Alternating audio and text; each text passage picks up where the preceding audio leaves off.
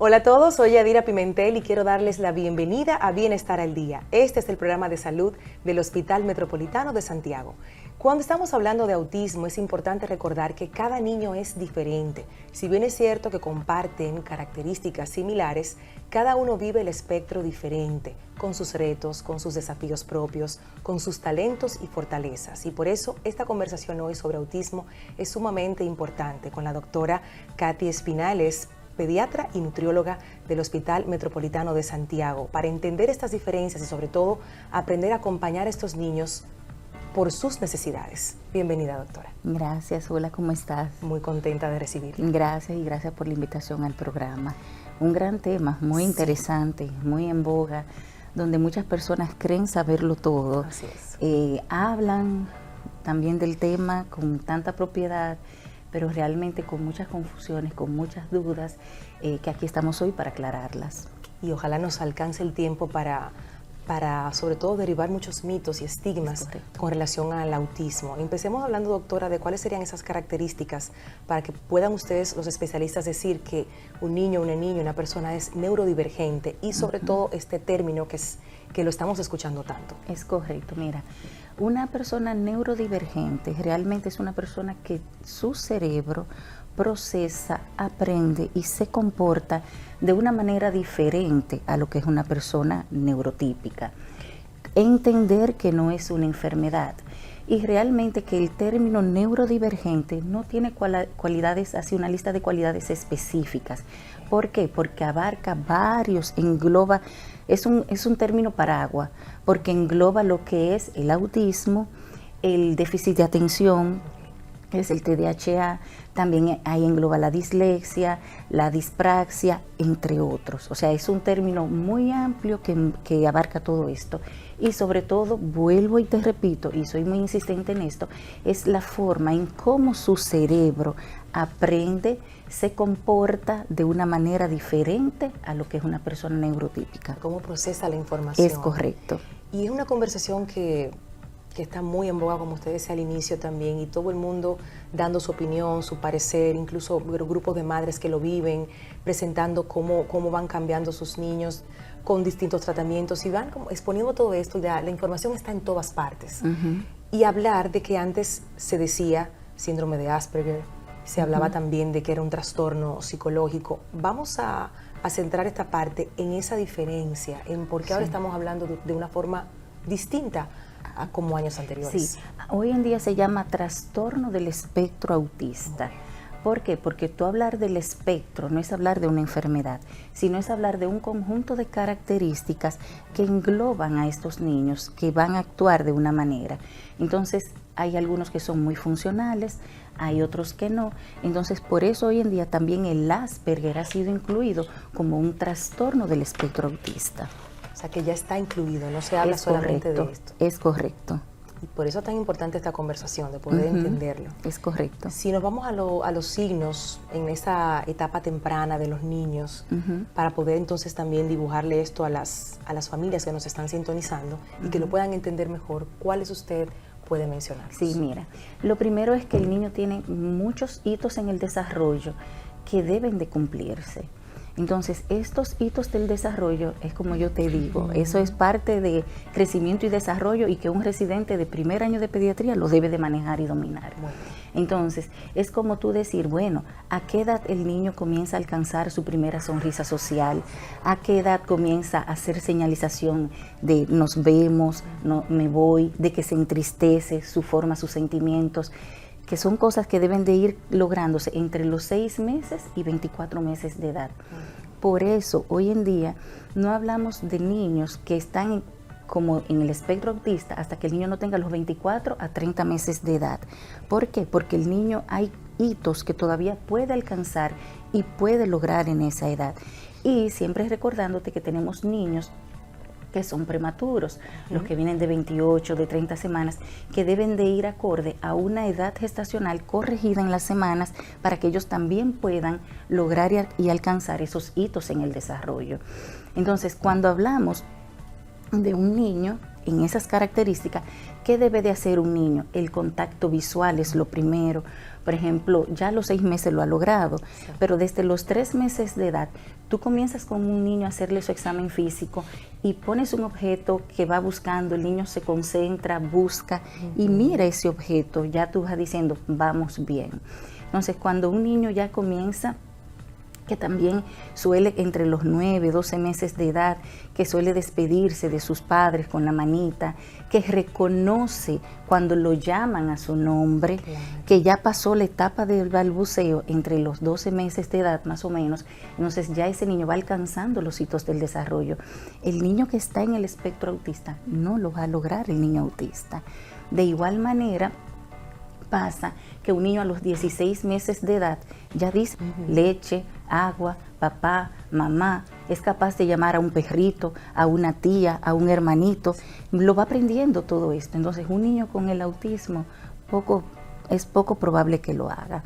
De igual manera, ya un niño con 24 meses de edad ya viene formando frases de 2 sílabas, quiero leche, quiero agua, entonces no quiero. Entonces ya cuando un niño, tú tienes esa edad, no lo va logrando. Entonces ya tenemos, que te voy diciendo, lo que es el no contacto visual. Súper importante. Que no habla. Entonces también tú te puedes ir dando cuenta cuando un niño en el comportamiento social, por ejemplo, tú tienes un niño y le das una funda de carritos, el niño en vez de correr los carritos, en vez de ponerse a jugar como es, o si es un carrito más grande que se monta para conducirlo, es un niño que fácilmente va a alinear todos los carritos. Sí. Entonces lo pone en una línea. Es la niña que no juega las muñecas. Generalmente tenemos una niña que viene, que coge, le cambia el pamper, le da la leche, claro, que es lo que sabe hacer, le quiere cambiar la ropa. Entonces es esa típica niña que no va a lograr eso porque está en el autismo. Está en ese espectro. Porque su cerebro no le permite procesarlo. Esas son características que mamá, papá, abuelos, cuidadores pueden sí, observar sí, y llegar a tiempo a la consulta con la inquietud. Pero usted dice algo súper importante, fuera de micrófono, que si bien es cierto que estos hitos se logran entre los 6 y 24 meses, pero ocurre que hay niños que no tienen la misma facilidad. La misma velocidad de crecimiento, exacto, la misma velocidad de aprendizaje, y por eso se dice, entre los 6 y 24 meses no se habla de un trastorno del neurodesarrollo. No se diagnostica. Porque no se diagnostica, porque hay cosas que todavía el niño puede lograr. Y en su momento se puso muy de moda también la estimulación temprana, que es recomendadísima. Sí, es correcto. Entonces, cuando tenemos un niño que ya tú vas notando que realmente tiene algunas de estas características, entonces ahí tú comienzas en lo que es la estimulación temprana, que le va a ayudar bastante al niño, incluso con su misma conducta. Porque hay muchas terapias conductuales, que quizás ahorita más adelante seguiremos hablando de esa parte, pero hay muchas formas de cómo tú hacer el niño, pero sobre todo, como tú dices, estimulación temprana. Hay algo que lo voy a preguntar desde la mirada de una madre y no está en guión, pero me pregunto, si no estamos viendo en estos niños esos hitos cumplirse a los 6 meses, 10 meses, 9 meses, los que usted ha mencionado, ¿qué yo no debo hacer en casa para que eso se continúe y que sí puedo hacer? ¿Cuáles son esas cosas que no debo hacer? ¿Cuáles sí? Lo primero es seguir la consulta de seguimiento con el pediatra. ¿Por qué? Porque el pediatra te va a identificar, te va a guiar y te va a indicar la persona correcta y lo correcto que debes de seguir haciendo. Y te puede decir, mira, espera, esto todavía el niño lo va a lograr. O mira, así como yo digo, porque muchos padres van hoy a la consulta, doctora, mire mi niño, ¿qué usted cree? Yo le digo, no mamá, no papá, todavía hay cosas que él lo va a lograr. No me parece que todavía, para yo decir que es un autista per se.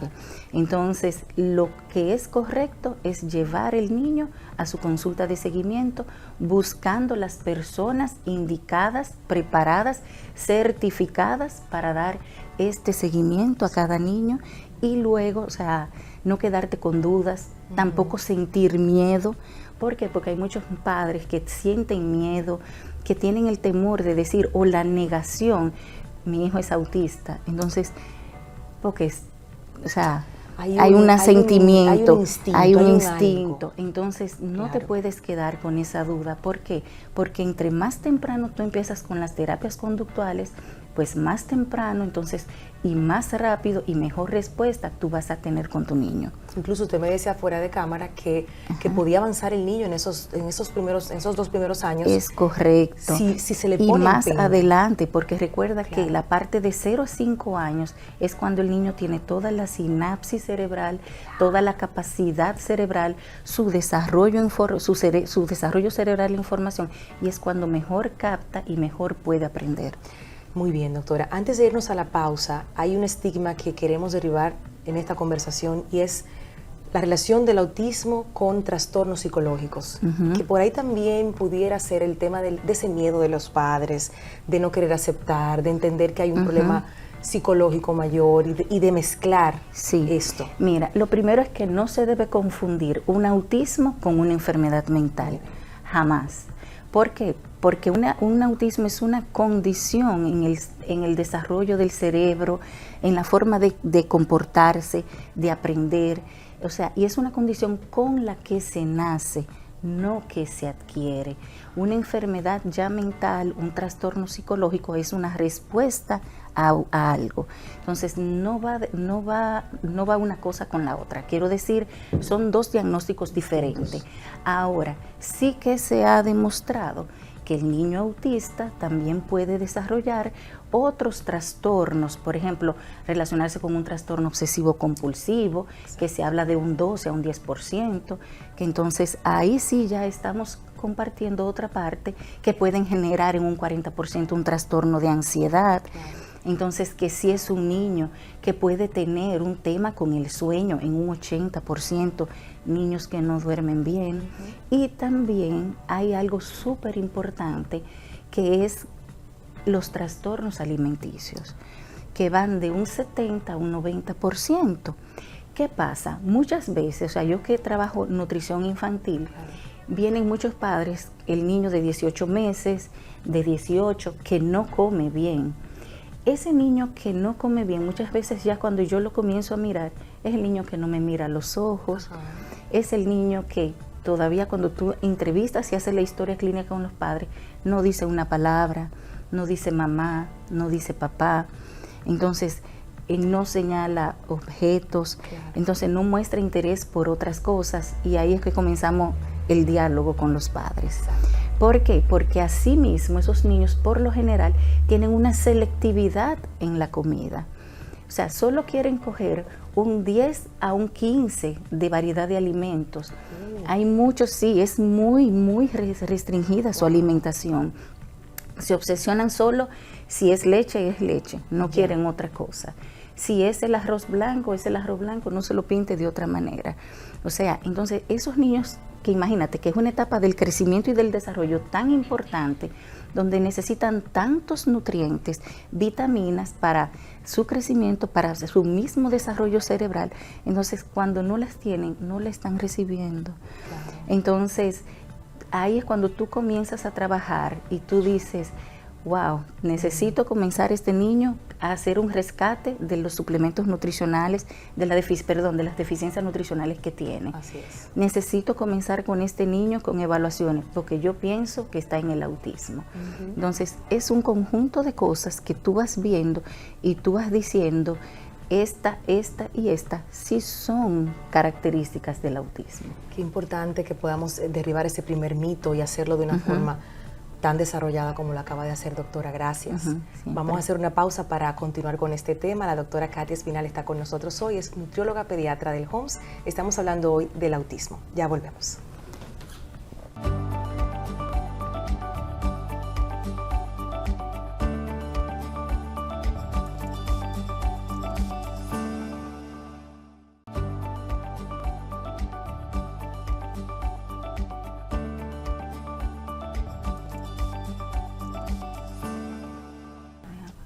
Estamos de regreso en Bienestar al Día conversando con la doctora Katia Espinal, nutrióloga pediatra del HOMS, sobre el autismo. Y antes de la pausa, la doctora dejó muy claro que no tiene relación el autismo con ser un problema psicológico, una situación mental. Sin embargo, los niños con autismo sí son más propensos a desarrollar ansiedad, como la doctora explicaba, compulsiones, entre otras cosas, trastornos del sueño, de la alimentación, y eso es importante dejarlo claro. Ese fue el primer mito que dejamos, bueno, sí, claro aquí. Es correcto, mira, se ha demostrado que un 40% de los niños presentan ansiedad, inclusive un 70% de esos niños no pueden dormir bien. Exacto.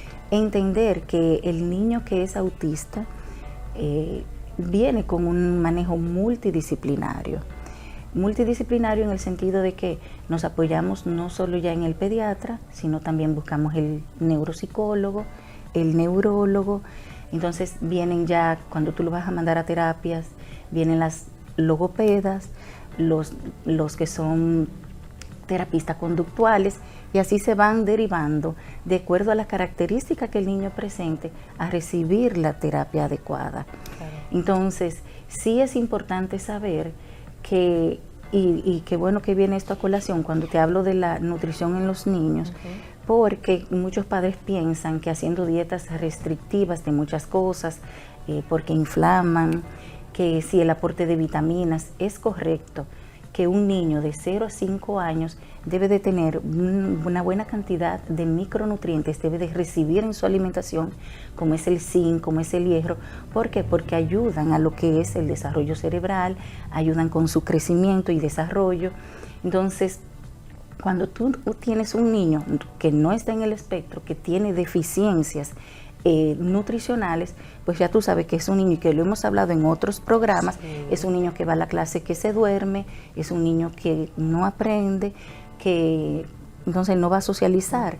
Entonces, en este caso, cuando un niño tiene una limitada alimentación, como es en el caso de estos niños, sí es importante en ese sentido tratar primero de que logre comer la diversidad de alimentos donde puede obtener todos los nutrientes que él necesita para su crecimiento y desarrollo. Por eso muchos niños, cuando son intervenidos con vitaminas, mejorándole la alimentación, comienzan a activarse un poquito, y los padres ven esto quizás como una cura, pero no, porque eso es una parte que va a mejorar el cuadro, pero no es la cura, no se cura. Porque no se cura. Es el niño que es autista mejora con las terapias, y tú haciendo todo lo que tienes que hacer, las intervenciones necesarias y profesionales. Totalmente. Y en ese mismo orden, doctora, la diferencia que ustedes notan frente a un niño que sí recibió esa intervención a tiempo y a uno que no. Es correcto. ¿Por qué? Porque cuando tenemos un niño que ha recibido una intervención a tiempo, o sea, tú tienes muchos niños que ya luego vienen a los 5 años, doctora, mire, ya el niño habla, exacto, ya el niño puede jugar, ya el niño incluso controla esfínteres, él puede ir al baño solo.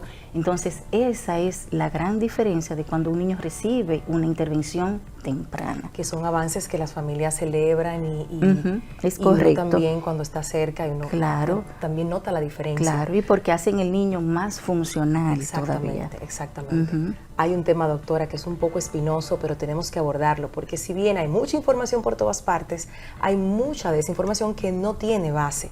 Y se arman estos debates con relación a las vacunas y al autismo, como hay mucha gente dice, que no voy a vacunar a mis hijos porque eso es lo que da autismo, porque por ahí se transmite. Entonces eso hay que aclararlo muy bien, de la mano de expertos, por supuesto, y en este programa especialmente. Sí, qué buena pregunta, la pregunta del millón, donde se han hecho muchos estudios. Realmente es un mito, las vacunas no tienen nada que ver con el autismo. Digo, el autismo es una condición con la que se nace, no que se adquiere. Entonces, no tiene nada que ver las vacunas. Hoy en día tenemos enfermedades que eran ya controladas por vacunas que han vuelto a resurgir, que esto está haciendo un gran impacto a nivel mundial. Por ejemplo, nosotros teníamos el título, creo que desde ya el 2016, de que fuimos declarados libres de sarampión de las Américas, nuestro país, y se nos acaba de quitar el título. No porque tengamos el sarampión, sino porque nosotros todavía no hemos tenido caso, sino realmente por la gran el gran resurgimiento, la gran cantidad de casos que tenemos de sarampión a nivel mundial y en países de Latinoamérica. Eso es un tremendo Entonces, dato. las vacunas no causan autismo, eso es un mito. Mito derribado también en este programa. Hemos dicho desde el inicio que cada niño es único y diferente y que cada uno dentro del espectro tiene retos y desafíos puntuales, pero también mencionamos fortalezas y talentos. Y esto tampoco puede quedar fuera de la conversación. Sí, mira, un niño que está en el espectro tiene muchas fortalezas, tiene muchas capacidades de hacer cosas que otros no pueden hacer. Escuchar niños que se saben la capital de todos los países del mundo, que saben hacer mapas, son muchas de las cosas que tú dices, wow. Una fortaleza es su gran como capacidad, inteligencia dentro de ellos mismos de reaccionar a un medio, a un entorno que es diferente a ellos. Así es. Por ejemplo, cuando un niño ve que no puede jugar con otros niños que están en la hora del recreo, donde no hay estándares que cumplir, porque es libre el recreo, y realmente se siente aislado, muchas veces ese niño busca un adulto para auxiliarse de él, ¿entiendes? O sea, y tú dices, lo va viendo, porque el niño con autismo, que es una debilidad, no reconoce el sarcasmo, no reconoce las burlas. Entonces, por eso son niños que suelen deprimirse también, suelen aislarse, y eso es una debilidad que tienen estos niños. Bueno, doctora, el tiempo se nos agotó. Yo sé que este tema pudiera tener una segunda parte. Ha sido un abrazo a las familias azules de dar esta información y sobre todo también a aquellas familias que sospechan y escucharon a la doctora, lleven a su niño a su pediatra. Si tiene esa intuición, esa sensación y ha escuchado las características que se ven a temprana edad, ese es el mensaje. ¿Sí, doctora? Sí. No, y también yo puedo dar así como un mensaje. Claro que sí. Primero, como pediatra, tal como lo has manifestado, es buscar ayuda profesional. Acude a un pediatra y ya el pediatra va a saber dónde dirigirte. Un pediatra es una persona profesional, capacitada para diagnosticar, para guiar y llevarte y referirte a donde debes de ir. Y un mensaje a ti como padre, como mamá, es que realmente tengas paciencia, que fortalezca tu resiliencia. Así es.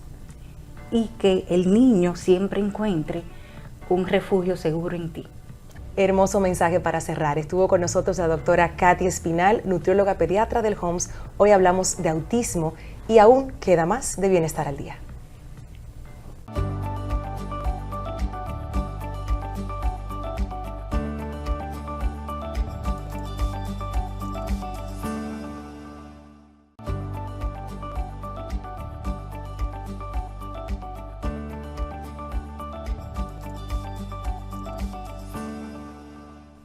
Estamos de regreso en Bienestar al Día. Hoy hemos aprendido mucho sobre el trastorno del espectro autista, que es amplio, que es diverso. Y a continuación nuestra compañera Carolyn Cuevas ha preparado un reportaje que va dirigido a madres, padres y cuidadores de niños y niñas con autismo. Queremos que su vida esté llena de bienestar y por eso te pedimos atención a los siguientes consejos. Adelante. Aunque las características de cada niño o niña diagnosticado con el trastorno del espectro autista son múltiples y variadas, existen ciertas cosas que todos los padres, cuidadores o familiares podemos tener en cuenta para ayudarlos a atravesar los retos de comunicación y comportamiento que puedan presentárseles, ayudándoles así a vivir con mayor bienestar, no solo ahora, sino en el futuro. Algunas de las recomendaciones que te ofrecemos son: sé paciente. A menudo, un niño en el espectro autista tarda más tiempo en procesar la información. Es posible que debas adaptar el ritmo de tu conversación a la velocidad del niño. Recuerda que hacer pausas prolongadas entre una idea y otra puede resultar útil. Recuerda que todos nos enojamos. Los niños en el espectro deben saber que no tienen por qué ocultar su ira o frustración. En lugar de evadir las emociones, enséñale al niño o niña a expresar su enojo de forma saludable y no agresiva. Trabaja tu propia resiliencia. No permitas que tus sentimientos se vean heridos si el niño o niña no te responde en la manera que desearías. Los niños en el espectro pueden tener dificultad tanto para manifestar como para controlar sus emociones y a veces pueden ser muy directos en sus respuestas. Recuerda que no es algo personal contra ti. Fomenta lo positivo. Los niños en el espectro responden mejor al esfuerzo positivo. Asegúrate de elogiar o recompensar su buen comportamiento con frecuencia y sé generoso con los halagos cuando el niño o la niña se comporta adecuadamente. Distingue su intención. Ignora las conductas irritantes que el niño haga para llamar la atención. Una niña o niño con trastorno del espectro autista en ocasiones puede decidir portarse mal con el fin de lograr que les des toda tu atención. Ignorar este comportamiento suele ser la mejor manera de evitarlo. Aprovecha la actividad física. Los niños en el espectro tienden a tener periodos de atención breves, especialmente en lo que se refiere a la comunicación. Sin embargo, actividades como correr o jugar al aire libre pueden ser formas más eficaces de compartir tiempo juntos y mantener su atención. Este tipo de actividades además les permitirá relajarse y sentirse más tranquilos. Sé afectuoso pero respetuoso. Todos los niños, ya sea que estén en el espectro o no, a menudo necesitan de algo tan simple como un abrazo. Sin embargo, a algunos niños diagnosticados con autismo no les gusta que los toquen en lo absoluto. Incluso un contacto físico leve puede causarles angustia. Recuerda que no es algo personal en tu contra y por favor pregúntele al niño o a su cuidador antes de establecer cualquier contacto físico. Recuerda, su espacio personal es básico. Nunca fuerces el afecto físico sobre un niño o niña que no se sienta cómodo con él mismo. Háblale sobre lo mucho que lo amas. Los niños en el espectro pueden tener dificultades para expresar sus sentimientos. Sin embargo, siguen necesitando saber que los amas. Haz un esfuerzo especial por manifestar tu interés en su bienestar, tu afecto y tu apoyo. Aprende de la niña o niño. Las necesidades y capacidades particulares de un niño en el espectro pueden revelarte una forma de ver el mundo que nunca antes habías considerado. Por difícil que resulte navegar este trastorno algunos días, recuerda disfrutar del regalo único que es tener esa persona en tu vida. Confía. Un niño con autismo es, ante todo, un niño. Es una persona en pleno crecimiento, con un sinfín de posibilidades por descubrir. Confía en todo aquello que es capaz de lograr. No lo definas únicamente por su diagnóstico. Cuida de ti mismo. Está bien tomarse un respiro.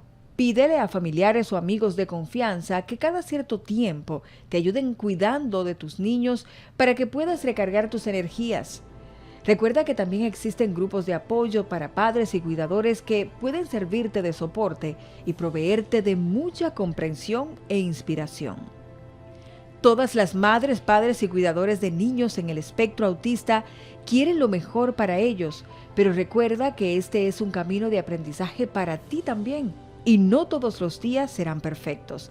Lo más importante que has podido hacer es haber tomado la decisión de informarte para así encontrar la mejor manera de ayudar a su bienestar en particular. Para Bienestar al Día, Carolyn Cuevas. Llegamos al final de Bienestar al Día por esta semana, agradeciendo su sintonía, la atención y por supuesto la visita de la doctora Katia Espinal, nutrióloga y pediatra del HOMS, que ha estado con nosotros para hablar de autismo y dar excelentes recomendaciones. Recuerda seguirnos en Bienestar al Día TV en Instagram y por supuesto de ver cada capítulo en YouTube, Bienestar al Día TV. Ahí están todos, puedes verlos y por supuesto compartirlos con amigos y familiares. Soy Yadira Pimentel, nos encontramos en una próxima oportunidad. Bye bye.